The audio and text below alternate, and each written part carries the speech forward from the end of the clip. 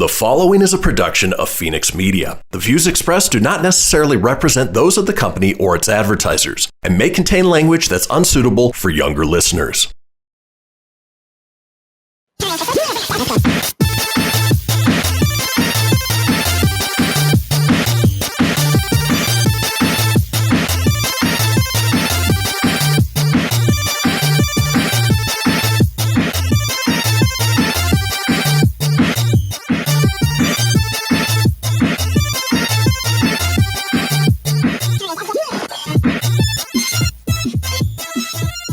Hello, everybody, and welcome to another brand new episode of the Proton Pack Podcast. I'm Kristian, and with me always is the Falcon to my Winter Soldier, Tony. Say hey, Tone.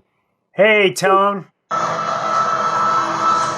going on in that cyborg brain of yours? You don't want to know. Oh, yeah, I can see it working. Gears turning. Oh, they're malfunctioning. They're on fire. God, I hate you. It's good to be back. It is good to be back, man. It's been a while, but we got some good news, huh? We do. So it's been a couple weeks. We're looking at making this a weekly thing again, but it is going to be in a slightly different format than what you might be used to if you are a previous listener. We are over on Fenix Media, the Multiverse of pop culture entertainment, which means we've got some commercial breaks. The show's going to be broken up a little bit into the TV, movie, video game type segments. And, we're going to make it a little more concise, make it a little bit easier to follow, but all for you guys, the listeners. Now, Tony, are you looking forward to this as much as I am? Oh, I am, man. It's an entire show, just geeky, nerdy, pop culture-y, a little different than our morning shows that we do Monday through Friday, which we'll get to here shortly. But I'm excited to see how this goes, and please let us know your feedback. I know some really like the live aspect of the podcast, but given my work schedule outside of here, it is hard to run an actual live show. So, we're doing one now. We're doing live, but... It's live for us, not for you guys. But in any case, I was playing it off because it said live. So, well, let's go ahead and kick things off the way we do each and every show with a shameless plug. It's shameless plug time. It is in these hills that Juan Valdez and his trusty goat gather coffee beans every morning. Yeah. Money is cool. Money is cool. Speaking of money being cool, well, sometimes you use money to help dogs out, which is why we've got roughriders.org, which is my 501c3 dog rescue nonprofit dedicated to the transport of dogs from the rural kill shelters into the metro area here, where we work with local rescue groups and the local shelters to find them homes, give them a second chance at life. If you want to learn more about Rough Riders, head over to roughriders.org. That's RUFF Riders.org, or on Facebook at facebook.com/Rough Riders Saves. We always welcome wonderful donations. They are tax deductible, and you can get more information at either the website or Facebook. Now, with that being said, I'm turning it over to you, Tone. You do a little pop culture show every Sunday with our buddy Jimmy Jones. Why don't you tell us about it? I sure do. I do about 40, it's not like a 45 minute segment on Pop Culture Kaboom. It is everything you want, everything you need, pop culture, everything from cosplay, tabletop games, cons when they are going on, movies, TVs. Jimmy always has an interview in his final hour. He seems to find one every week, which is just awesome. Gets all kinds of different comic book artists, things like that. But you can check it out. I do the movie segment with him where we review hideous trailers, and then we talk. We started with Mandalorian. We had a Mandalorian discussion. Then we had WandaVision. Now we'll be doing Falcon and Winter Soldier discussions every Sunday. You can check that out on KNVC. That's 95.1 FM, Carson City local media if you're in the northern Nevada area. Or you can go to 95.1.knvc.org is all the website is. Sorry, knvc.org. Click on the link. Click on Pop Culture Kaboom. We are on Sundays, 6 p.m. to 9 p.m. Mountain Standard Time. Pacific Standard Time. I am in the Mountain Standard Time. That's where I'm at. But where the show airs is out of Nevada, so it's Pacific. So, check us out. Easiest way to remember, just KNVC. KNVC.org. And that is my shameless plug. And then finally, in Shameless Plugs, Tony mentioned it earlier, we do a daily variety comedy show here on Fenix Media called the Kristian Fenix Radio Show.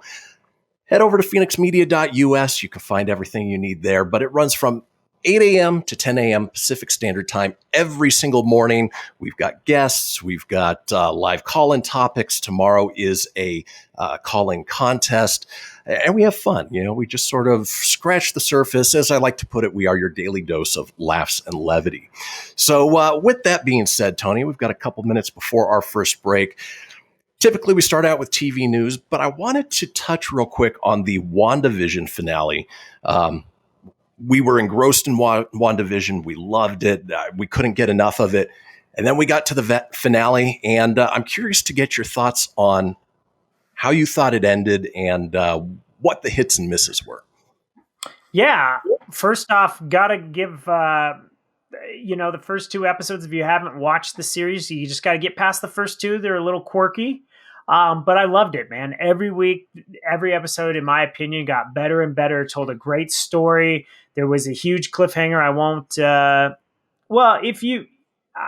gotta say, spoiler alert. If you haven't seen it, maybe skip through it, because at this point, the series is done. It's run for 9 weeks, so it's just give you that second to spoiler, but. They introduced Quicksilver, but it wasn't just Quicksilver. It was Quicksilver from the X-Men franchise, which then I was like, oh my God, this is great. It's the multiverse. And then every week you had this theory, and it was all these different things, and it just got better and better and better. And, by the end of it, it was just phenomenal. Just such a great story from front to back. Wonderful how they explained. Now, my misses, because I can give this thing ups all day long, give it the ups, and it was fantastic. Let me just get nitpicky on some of the gripes. All right. Quicksilver, for as excited as I was about it, what a waste. Wasted character. Kind of just a throwaway, given that he was, what was his name, Boner? It was Ralph. Ralph Boner. He was just some, struggling actor, and he was under Agnes's spell, and it was just or Agatha is who it came. But I was disappointed that I thought Kat Dennings, Darcy, was wonderful in the entire series. She brought a lot of that wit, comedy, and I felt like in the last episode she just had a quick cameo, and that was her driving the funnel truck to hit the sword agent, the bad guy, who for no reason turned heel. He was fine in the beginning, and just out of nowhere he was just a bad guy, and he was hell-bent on getting Wanda, and it was just that was kind of he was a lame villain, and I thought Kat was a throwaway in the last episode, and then they kind of leave you hanging with White Vision. I think your mind can tell you what's going to happen, but you never get more than when he takes off. You're just oh, that was that. Exactly. Okay, so little gripes there, otherwise and Monica Rambeau, they do all this thing to give her the powers, but then when she's held captive by Quicksilver, she can't use her powers to get out of that. I know she wasn't even tied up. She was just in his house. Yep. That was it. Yeah. So he had the speed to stop her, but I share a lot of the gripes that you had. But let's do this, Tone. We're going to head into the break, and then when we come back, we'll chat a little bit more about WandaVision, and we'll get into the TV news. So let's go ahead and head out, and we'll see you guys in just a couple minutes.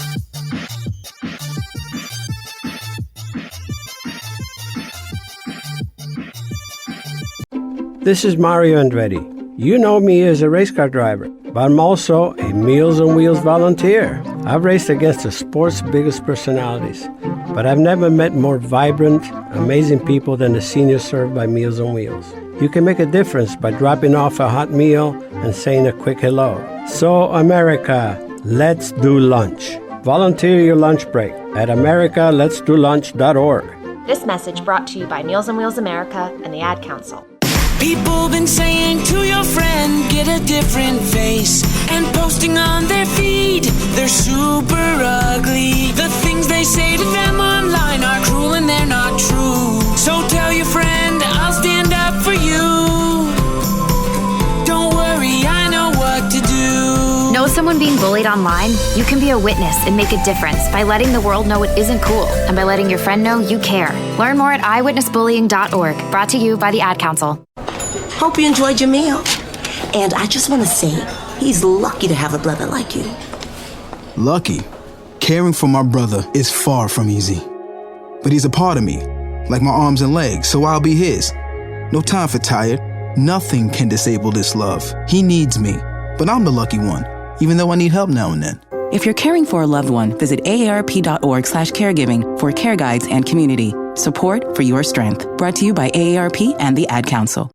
I spend a lot of time in the backyard, and I'm the center of attention at summer barbecues. In '96, I made some of the tastiest s'mores. And in '09, it was me, your backyard fire pit, that accidentally started a wildfire when a summer breeze carried one of my embers into some dry brush. Spark a change, not a wildfire. Visit SmokeyBear.com. Brought to you by the U.S. Forest Service, your state forester, and the Ad Council. Only you can prevent wildfires. My name is Lola Silvestri, and I'm going to be 95 this year. I was very independent. I fell, and I had to have Meals on Wheels. America, let's do lunch. 1 in 6 seniors faces the threat of hunger, and millions more live in isolation. Drop off a hot meal and say a quick hello. Volunteer for Meals on Wheels by donating your lunch break at americaletsdolunch.org. This message brought to you by Meals on Wheels America and the Ad Council. Hey everyone, let's all stop what we're doing and take a moment. You see, every moment can be kind of special.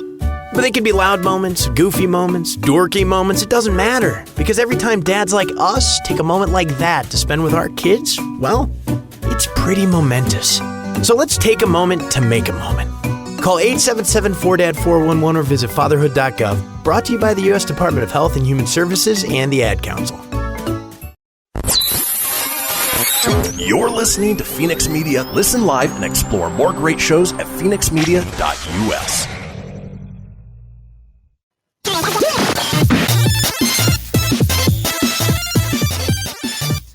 Welcome back to the Proton Pack podcast. Yes, that was a commercial break in between previous segment and this segment, but wanted to round out our discussion about WandaVision, the finale, the hits and the misses.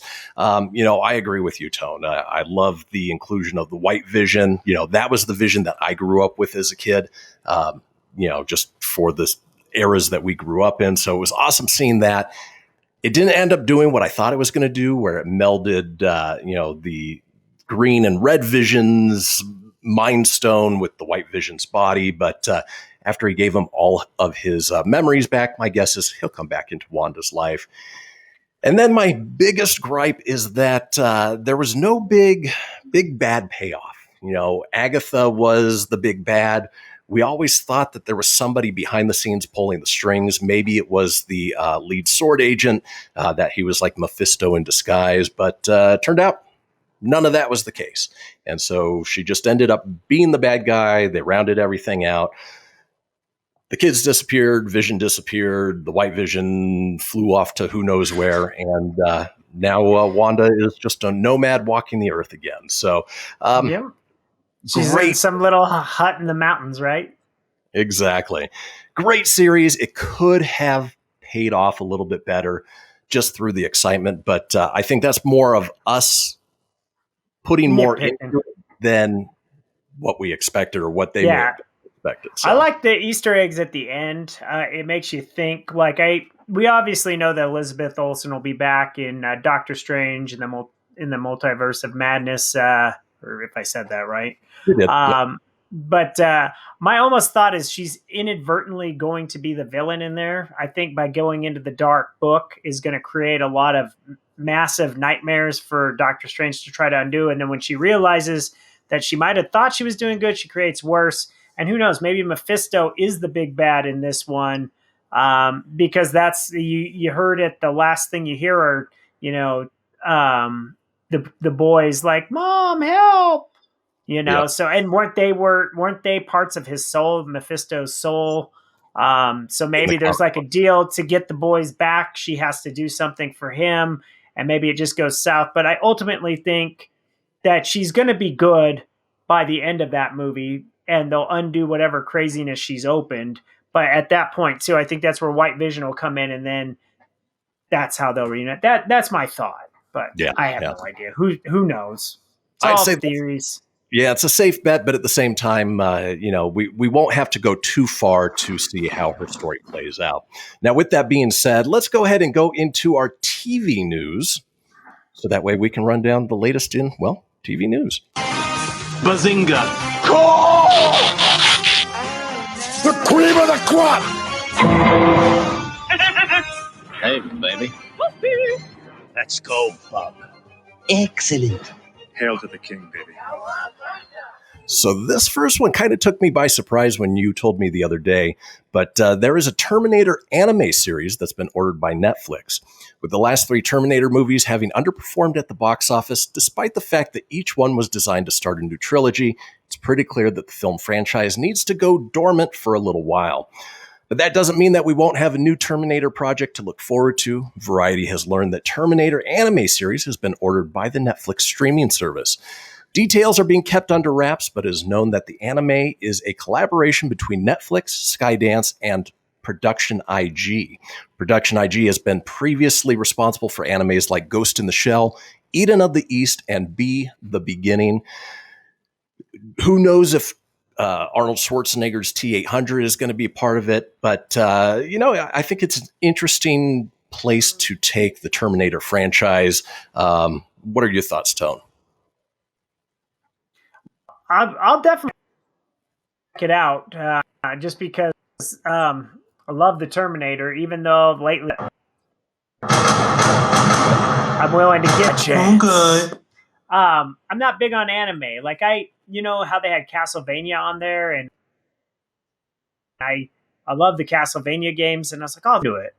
I tried. It's not that it was bad; it just was style. So if it's got a good story and it can hook me, then sure. But I don't know. I'll reserve judgment. I'll say mildly excited. Yeah, I've never been a big fan of the anime style, but apparently the Castlevania one is pretty good.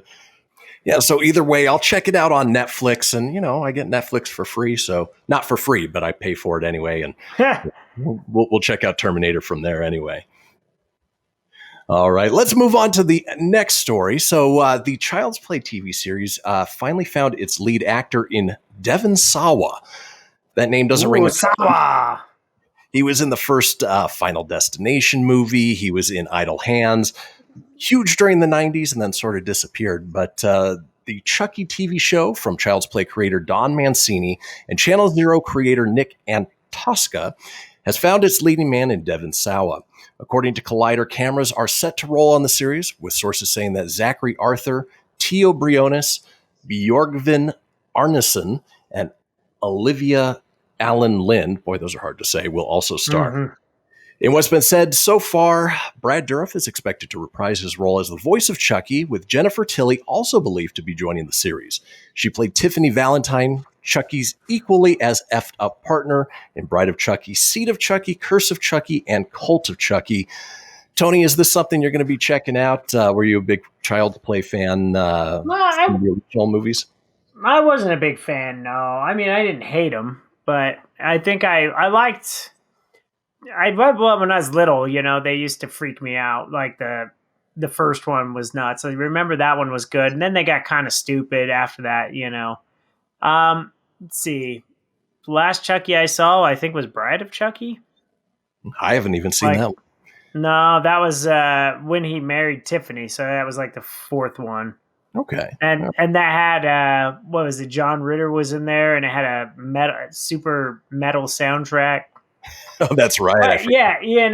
But as far as the Child's Play goes, it sounds like it'll be okay. Like, it doesn't seem like it'll be terrible, but I don't. Horror movies don't usually do so well as TV shows, so we'll see. Yeah, we will see. I like the idea of bringing the Brad Dourif character back and not so much the AI reboot version. So, it could do well for fans of that property. Yeah. Now, speaking of fans, this next one I'm super excited about. A new take on the Transformers is coming to the small screen courtesy of Nickelodeon, with the studio teaming up with Hasbro's Entertainment One to co-produce an original animated Transformers Nickelodeon series. Based on the beloved property, which follows extraterrestrial robots who can disguise themselves to look like all manner of vehicles and other objects, this new series will introduce a new species of Transformers who must find their place and purpose among Autobots, Decepticons, and the human family that adopts them. Nickelodeon's Transformers series will consist of 26 half-hour episodes and is due to premiere exclusively on Nickelodeon in the US before rolling out internationally. As soon as I read the creative concept, which at its core is about family, I knew we had absolutely had to tell this story with our good friends at E1 and Hasbro, said Ramsey Naito, president of Nickelodeon Animation. The series will tell a reimagined story featuring both original characters and fan favorites for a whole new generation of kids and families.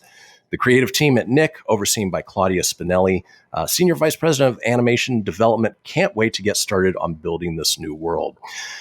While I am excited that there is a new Transformers, I'm not excited that it is the team behind Rise of the Teenage Mutant Ninja Turtles. Oh, yeah. God-awful version. What's your take, Tone? Again, I'd watch. It just depends. I'd have to see the trailer for it first, and if it looks good, I'd give it a watch. If it looks anything like Rise of the Teenage Mutant Ninja Turtles, and no thank you. I don't blame you at all. No, because that was just really bad. It was like, it's fine you want to reimagine the Ninja Turtles, but the problem is you're not really paying homage. Why don't you just go create your own property then? If you're trying to re-envision it, just go create your own stuff. Yeah. Versus taking the property and being like, well, we're going to make sure that they wear full-on head bandana things.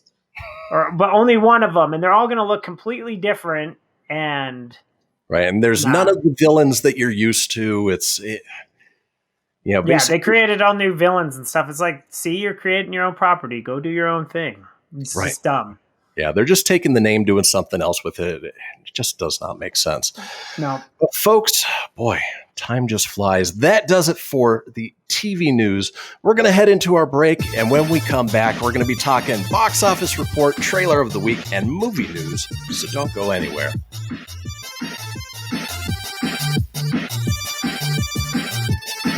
Dear John, I'm leaving.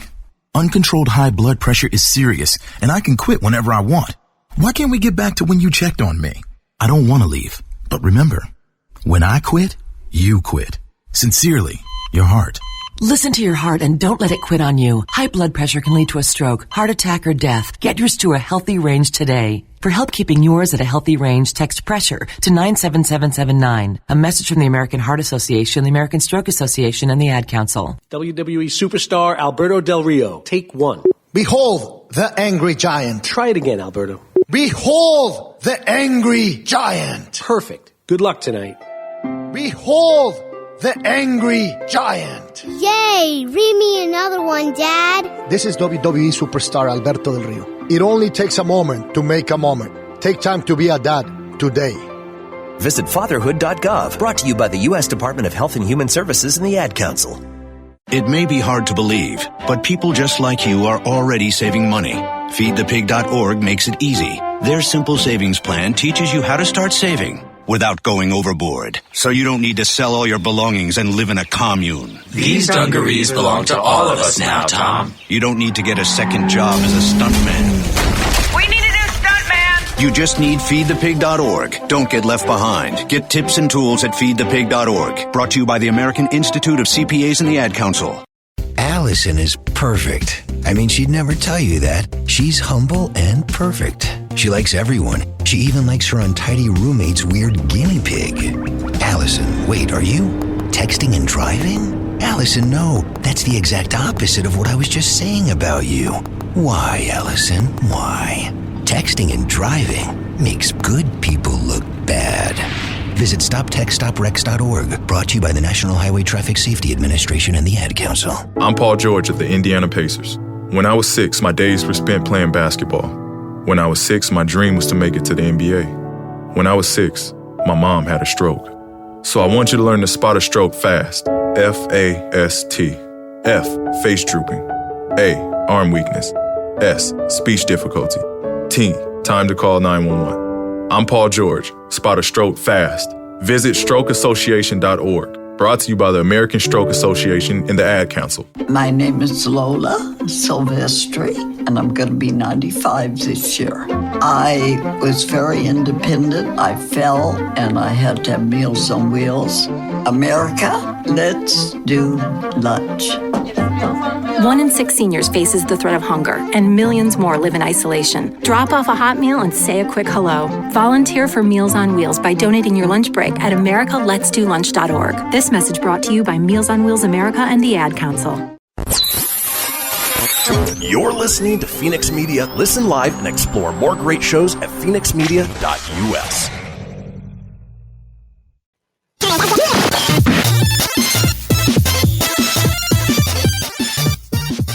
Welcome back, folks, to the Proton Pack podcast.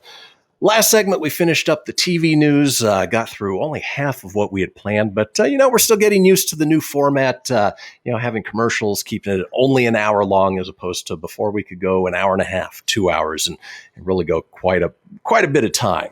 So with that being said, let's go ahead and run down this week's box office report and see how the movie theaters did.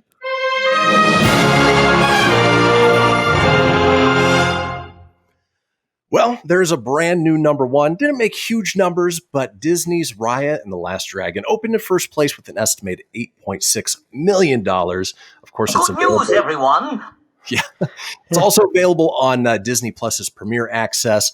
Costs you $30 in order to download it, but it'd be interesting to see how much money they brought in from that Premier Access versus the theaters themselves. Yeah, I'm looking forward to hearing how it did, and if it ends up being really good, that might be the model they need to do, but I really hope. I mean, there was news today that Wyoming's going to open up there, so it's not like there's a lot up there, but, and that's not a knock on Wyoming, but they're lifting the masks. Texas lifted the masks, and now New York and LA are starting to open up theaters, so this could be good for the movie industry, hopefully. Yeah, we're going to see a lot more big movies coming back. There's a lot that we're anticipating. Godzilla versus Kong, I think, is probably the next big one. But yeah, we're going back to a little bit of normalcy, which is always nice. But Raya and the Last Dragon, obviously a Disney movie, no problem hitting that number one slot. Number two, which I'm surprised is still up in the top, is Tom and Jerry. Brought another $6.6 million. Terrible rating on Rotten Tomatoes, but people are going to the theaters to see it. Yeah, good job. I'll give it a good job though, because it's kicking ass actually in the box office. So any movie that can help get it jumpstarted, even if it's Tom and Jerry, I'm all for it. Exactly. In third place, Chaos Walking. That is the Daisy Ridley, Tom Holland movie. $3.8 million. Not great, but it sat on the shelf for a while. My guess is they just want to get it out there for people to see. Yeah, something I would watch. I don't know. I'd see it in theaters if it were playing here, but I don't think it is. It is playing here, so I might escape out to see it. In fourth place is a movie called Boogie. I have no idea what it's about. It's about a booger. Okay. Brought in $1.2 million, and then hanging in there strong in fifth place is The Croods: A New Age. Brought in $780,000, bringing its total to $53.6 million domestically. That's been the big winner of the pandemic box office. Would have never seen that coming either, man. I would have guessed it would have either been Inception or excuse me, not Inception. I apologize. Tenet or Wonder Woman 84. I really thought that those two would be like the big ones, but they weren't. I just think it was one of those two. But The Croods, man, definitely didn't see that coming to be the big one. Exactly. Rounding out the top 10, you had The Little Things at $550,000, Wonder Woman 1984 at $511,000, The Marksman or Taken 9 at $500,000, Judas Priest and the Black Messiah. Judas and the Black Messiah.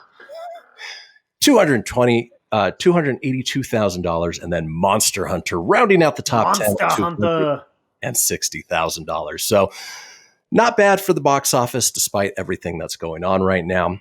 With that being said, let's move on into our movie news. Are you the Keymaster? Laugh it up, fuzzball. we came, we saw, we kicked its ass. This baby hits 88 miles per hour. You're gonna see some serious shit. Yeah, we will, Doc Brown. All right, well, Great Scott, you said shit on the radio. I don't know about that, Kristian. Kicking off our movie news is the brand new Zack Snyder movie. No, we're not talking Justice League. We are talking Army of the Dead. He obviously did Dawn of the Dead, at least the most recent reboot.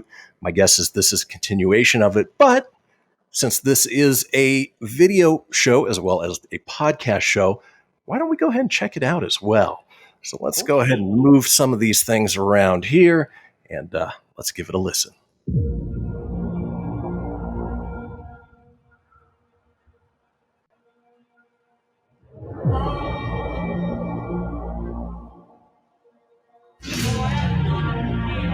Casinos are open.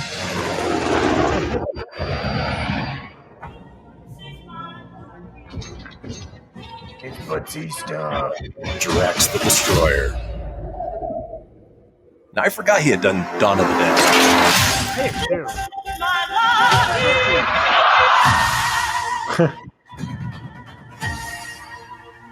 Huh.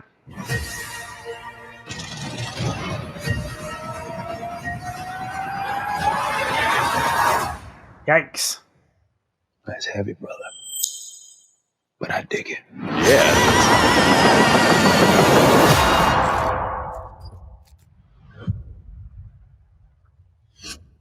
Wow. And of course, as you saw, it is coming to Netflix, so it won't even be going to theaters. But Zack Snyder, it's got his visual style. Dave Bautista, Drax the Destroyer.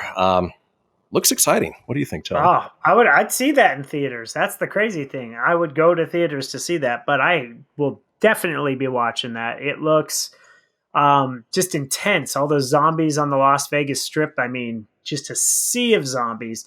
The only thing, like, if you have to, and this is just entertainment, but when you go to a casino now, you don't get coins anymore. So all those coins coming out, like, that's just cheesy because that's not how it is. But aside from that, who doesn't love Grandma Elvis Zombie? Exactly. It made me chuckle. No, it looks like a fun ride. It's a little bit of like a heist meets action meets the zombies, but hopefully Zack Snyder can do a little bit something different than what we've already seen in the whole zombie genre. I can't wait. I know Dave Bautista actually turned down doing Suicide Squad 2 with our friend of the show, James Gunn. And it's no nerve times. I haven't done that in a while. But he was going to be in Suicide Squad 2, but then decided when the opportunity came to do this, he chose that instead. So we'll see if it paid off. But I think obviously it was no disrespect to James Gunn. He just really wanted to work with Zack Snyder. And, Dave Bautista, he's a pretty entertaining actor. I don't mind him. His stuff is actually pretty good. It's not The Rock level, but it's good. It's pretty close. He did that spy movie, that kids movie. That was highly entertaining. Yeah. Don't you notice, like, they're all taking the wrestler format, right? It worked for The Rock, and it was simple. It was do your action movie, get on the map, do a kid movie, get a following, and so forth. And John Cena's done it, and Batista. So I expect Batista to be in, like, Fast and the Furious 10. Probably. I'm expecting that because you got John Cena in Fast 9, so... Well, that's a nice little segue to our next story. Universal is pumping the brakes again on their release date for F9. The new report indicates that Fast 9 will move from May 28th to June 25th, so not too far. But meanwhile, Illumination's Minions, The Rise of Gru, will be delayed all the way to July 1st, 2022, which that one should have been out already. Evidence suggests that Fast 9 is switching gears because of concerns related to major overseas markets. In other words, if Fast 9 can't go big, it's got to stay home. Well, at least for a little while. While it's true that theaters in places like New York City are reopening on Friday, Los Angeles cinemas remain shuttered until vaccinations across the city are in better supply. Should overseas markets start to see a reduction in cases of COVID-19, there's a chance that Fast 9 could hit the theatrical pavement before tearing up domestic screens. I would not count on it, though. Tony, it's been pushed back so many times now. At this point, are we ever going to see it? Coronavirus! Yeah, well, thanks to that, maybe not. But No, I actually think we will get it this summer because you got movies like A Quiet Place that just said no more waiting, we're done, it's coming out now. I kind of feel like you have to get some of these out because some of Black Widow's a great example. They've been kind of mum on that. That kind of ties into how their TV shows line up, so that's kind of an important piece. And the internals, it all interweaves, so they kind of have to get those out, even though they've already delayed it. I'm tired of all the waiting. It's kind of like our Ghostbusters Afterlife should have been coming out this month. We finally have gotten to March where it should have happened. It was supposed to happen last year, but it got pushed back to the summer. It was like, okay, well, June will get here. And then they pushed it all the way back to November. And it's just like, oh my God, just put it on demand at this point. Like, I want to watch this damn thing. It's ready. Let's get it out. But I get it. They want to make the most they can out of it. And Fast 9's been pushed back well over a year, just like everything else. It was one of the first ones. So, yeah. Yep. We'll see how it goes. I do want to see it, even though I know we're on now a time crunch. I can't just rant. But at Universal Studios Orlando, they have the Fast and the Furious ride. Absolutely horrible. Was it really? Horrible missed opportunity ride. I'll save that for another time, but I was really disappointed. It was not good. Well, finally in movie news, one of the stars of Fast 9, we're talking The Rock, and his other big project, Black Adam, has been a DCEU project that has seen a few delays during its development, from trying to get greenlit for over a decade to having to deal with stalls due to, obviously, COVID-19 pandemic. The project gained some momentum with its official DC Fandom announcement last year, and there has been some casting news along the way to excite fans. Hiram Garcia, who is producing the movie, recently spoke with comicbook.com, and he confirmed that things are moving forward and Black Adam is set to get in front of cameras next month, which is exciting. We've been hearing about it for so long. They're going to start filming next month, and that means we're going to see it sooner rather than later. Are you excited for Black Adam? Oh, I am, man. I don't know if you can see it, but he is flipping ripped, dude. Like he is getting in big built shape, but that's not the same Rock from the old wrestling days. Like, he is just a beast. The guy just is always working out. Guy can eat a lot of pancakes. He has his Sunday cheat day. You guys should follow him on Twitter or Instagram. He's a real fun one to follow. So that he is. Well, folks, that does it for movie news. What we're going to do is we're going to head to our commercial now. And when we come back, we're going to be talking video game news, maybe a few things on the outsides of pop culture as well. So don't go anywhere. We'll be right back. Most of my family, they never graduated high school, so I'm trying to break that barrier. My daughter, Brooklyn, was also a motivation for me to go back to school. Every day after work, went straight to school, and it paid off. At age 26, Kareem finished his high school diploma. I could not have done it alone. I see the future is really bright for me. No one gets a diploma alone. If you're thinking of finishing your high school diploma, you have help. Find free adult education classes near you at finishyourdiploma.org. Brought to you by the Dollar General Literacy Foundation and the Ad Council. So I'm a cat, and I just moved in with this new human, and she's got this little toy she's always playing with, all day long. Tap, tap, tap, tap, bloop, bloop. She can't put it down. There it is. Oh, and get this. She even talks to it. Last week, she asked it for Chinese, and guess what? Egg rolls showed up. Like magic. Humans have cool toys. A person is the best thing to happen to a shelter pet. Be that person. Adopt. Brought to you by the Ad Council and the ShelterPetProject.org. What if I told you that a tornado was going to happen tomorrow, right where you live? That it would touch down at exactly 3:17 p.m., and I told you the exact path it would take. You would, of course, prepare. You would talk with your loved ones, and you'd make a plan today. It's true, I can't tell you a tornado will strike tomorrow, but shouldn't you have a plan anyway? Go to ready.gov/communicate and make your emergency plan today. Don't wait. Communicate. Brought to you by FEMA and the Ad Council. This is Mario Andretti. You know me as a race car driver, but I'm also a Meals on Wheels volunteer. I've raced against the sport's biggest personalities, but I've never met more vibrant, amazing people than the seniors served by Meals on Wheels. You can make a difference by dropping off a hot meal and saying a quick hello. So, America, let's do lunch. Volunteer your lunch break at americaletsdolunch.org. This message brought to you by Meals on Wheels America and the Ad Council. People been saying to your friend, get a different face, and posting on their feed, they're super ugly. The things they say to them online are cruel and they're not true. So tell your friend, I'll stand up for you. Don't worry, I know what to do. Know someone being bullied online? You can be a witness and make a difference by letting the world know it isn't cool and by letting your friend know you care. Learn more at eyewitnessbullying.org, brought to you by the Ad Council. Hope you enjoyed your meal. And I just want to say, he's lucky to have a brother like you. Lucky? Caring for my brother is far from easy. But he's a part of me, like my arms and legs, so I'll be his. No time for tired. Nothing can disable this love. He needs me, but I'm the lucky one, even though I need help now and then.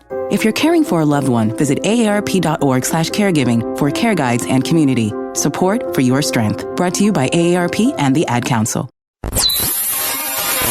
You're listening to Fenix Media. Listen live and explore more great shows at phoenixmedia.us.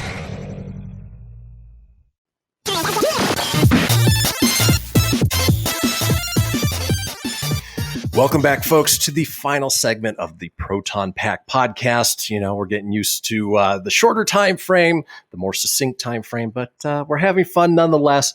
You know, you still get all of the fun and the joy that we had before, just in a more compact package, for a lack of a better term. Compact package. So we already covered TV. We just covered movies. Well, what do we have left? Video games. Hey, man, you want to some video games? Hadouken! Oh, he's on fire!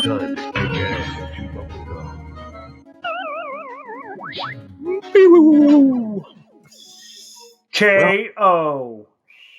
Kicking off the video game news, honestly, I'm surprised that they haven't done this well in advance of everything that's going on right now. But GameStop appears to be gearing up for a major strategy shift, seemingly away from its existing brick and mortar store model and into embracing e-commerce. Today, the company announced the formation of a new strategic planning committee to identify initiatives that can further accelerate the company's transformation. The members of the committee are Alan Attal, Kurt Wolf, and committee chairperson Ryan Cohen. What does this mean? Well, specifically, the committee is responsible for changing GameStop into a technology business, something that Cohen, the former CEO of Chewy, is known for being good at. It's one of the reasons his appointment to the company's board of directors last year helped trigger a massive short squeeze on company stock. He's been asking for this flavor of change from GameStop since his appointment last year, including penning a letter to the board of directors in November, saying the company must promptly pivot from a focus on physical stores to a technology-driven vision. I figured as soon as I said that, that would pop up. Dude, you can't, when you hear the word pivot, you can't think of that Friends episode. You just can't. Honestly, I'm right there with Cohen. I'm surprised GameStop has held on to their brick and mortar for so long. I was afraid they were going to go the way of Blockbuster, who was so dead set on brick and mortar. Then they joined the streaming game far too late. Is that going to happen here with GameStop? What do you think, Tone? Dude, at GameStop, they have to change. And I'll tell you why. Not only is brick and mortar kind of a dying thing, but games are now starting to do things where they're even just releasing strictly digital. Just the new Ghost and Goblins for the Nintendo Switch. I really wanted to get a physical copy. I think you should still have the option somewhat, but you couldn't get it. So I had to get it digital on the Nintendo shop. But I digress. With GameStop, the problem is they did this little bait and switch thing over the holiday where they were like, oh, get 4 games for, $60. And it could be any of the 4 games that were under a certain price point. Then what happens is they have all the game boxes on the shelf. So you're like, oh, I'm going to get this game. You get all excited. And then you're overthinking because you're like, oh my God, this is a good deal. I'm going to get these games. I'm going to get these games. And you're overspending your budget. And then you get up there and they're like, we don't have this game. We don't have this game. We don't have this game. Oh, we have this one. Oh, we don't have this one, but we have it new, but it doesn't count a part of your pre-owned deal. So they do this to get you all excited. And now you're forced to try to fit the crappy games into your deal when you couldn't get the good games. And I think that's bad business. Take it off your shelf, don't have it advertised if you don't have it for sale. I work for Costco. We would never do that. We wouldn't just put a display. Now, the displays are out there when we sell out of stuff, but it's not like we wouldn't sell the display, right? It's not a bait and switch to like trick you and be like, no, you can't buy it. Sorry. My problem with GameStop is the pre-owned games. You know, you buy this game brand new, $60. You go to trade it in after playing it or beating it, whatever it is, and they offer you pennies. I mean, they offer you what, $10, maybe $15, maybe. And then they turn around and sell it for $55. $5 less than a brand new game, and I can go to Walmart and get them for $50. It doesn't make any sense.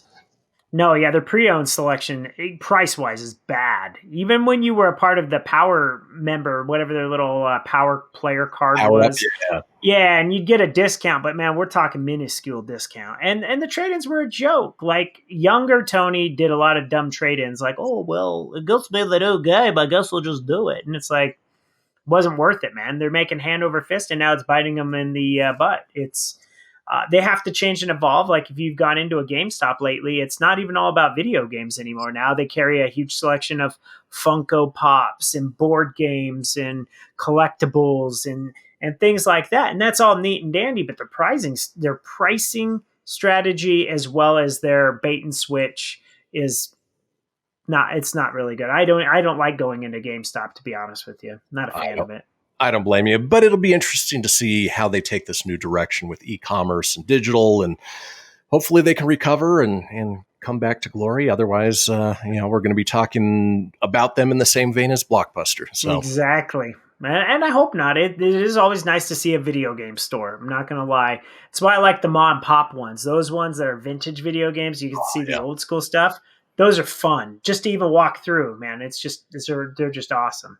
Yeah, it's a walk down memory lane. Mm-hmm. All right, well, let's move on to our next one. So Xbox Series X and S and Xbox One consoles will soon be getting a new upgraded Microsoft Edge Chromium-powered browser that is capable of playing Google Stadia, which is a little strange. As reported on The Verge, testers in Xbox Alpha Skip Ahead group can now access the new version of Edge, and while it still doesn't have the full mouse and keyboard support and is a little bit buggy, it appears much better than the current solution. One benefit of the Chromium browser on Xbox is allowing it to work with browser-based streaming services like Google Stadia and Amazon Luna. Additionally, even though Xbox consoles have native access to Xbox Game Pass, this could theoretically also allow for Xbox cloud gaming through a browser once Microsoft adds support for it in spring of 2021. Now, Tony, I know you are an Xbox guy. Love it. Is this something you're looking forward to? Obviously Google Stadia has sort of fallen by the wayside a little bit. Are they affecting their possibilities, or are they opening up themselves to the cloud-based gaming? Microsoft wants to go to cloud-based gaming. They want to try to introduce that. In fact, I wish if Xbox could do that right now with their Game Pass that you get. The Game Pass is phenomenal. It's like over 100 games. But the only bad thing is you have to download them, and they're so big. The files are big. Like they had Red Dead Redemption, which was like 150 gigabytes, and then you have Call of Duty, which just eats up so much. And it's like, I don't want to put all that on my hard drive. I don't want to buy a new video game and have to wait 2 days to play it. And that's Call of Duty was that way. You had to wait like a day and a half to download everything. They're kind of hurt. Google's hurting themselves with this. And I wouldn't use the Stadia on there because I could just play the real games on my Xbox. Like they didn't have any exclusive stuff. And I'll tell you too, it's kind of wonky because I used this to play Teenage Mutant Ninja Turtles. It's a fan game you can play online. You have to hunt it. It's like some heroes thing, and it's kind of in the vein of the Turtles arcade game, but it's kind of Nintendo-based graphics. It's a lot of fun, but the problem is playing it on your TV, like through the Xbox and stuff, is a little wonky. It doesn't play too well. You're better off to just play it on your computer, but you could do that. And I'll have to send you it's like Rescue Palooza or something like that. And it's actually pretty cool. You can play as like Mondo Gecko, Ace Duck, Shredder. You can play as all the characters. It's different. That's cool. That's fun. It'll be interesting to see how they utilize this, but I remember the big draw for PlayStation 5 and the Xbox One X and S was that it was supposed to be you stick the disc in and you start playing right away. You didn't have to wait for everything to start downloading. Doesn't sound like that's necessarily the case, at least right now. Right. And that's the thing. I'm just glad you didn't go all in. Because I remember you were all about the Stadia at first. You were one of the supporters and you're like, I'm getting it. And I'm really glad you didn't, because Me too. what a floposaurus, man. It flopped.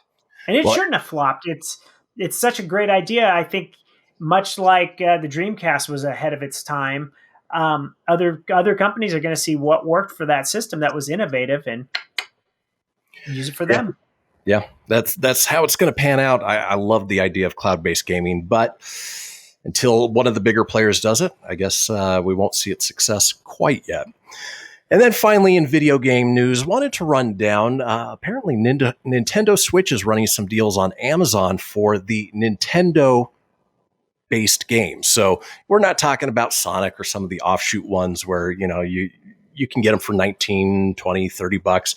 We're talking about Super Mario Party, Odyssey, Legend of Zelda. You can get them for some really great prices on Amazon and Walmart right now. For instance, Super Mario Odyssey, you can get for $38.88. That's a great buy. The hell of a deal. If you don't have that game, absolutely jump on that ASAP. That's a phenomenal game. Same for Super Mario Party, Luigi's Mansion, and Super Mario Maker 2, all $38.88. Good buys. Mario Party's kind of not that great, surprisingly. Really? I remember it's just the originals being fun. Yeah, this one was okay. All right. But still not bad. For $38, though, not bad. Not bad. Splatoon 2, $43.99. Another great deal for a Nintendo, main game. Legend of Zelda and Mario Kart 8, both $49.94. Yeah, not a good $10 off. Not a great deal, but no, because you can go to Walmart and get those for $49. Exactly. But if you don't have access to Walmart, you might as well.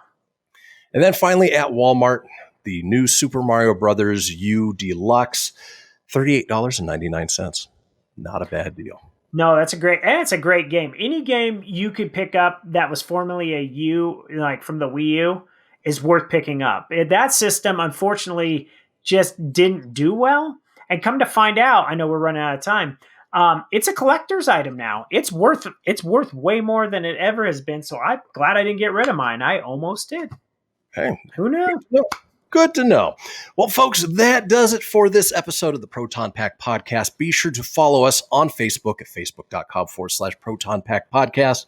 Of course, you can get any of the episodes over at phoenixmedia.us/Proton Pack. Until next week, we will see you then. I am Poof. Hasta la vista, baby. That's it, man. Game over, man. It's game over. Woo! Mommy, where's Fluffy? Goodbye.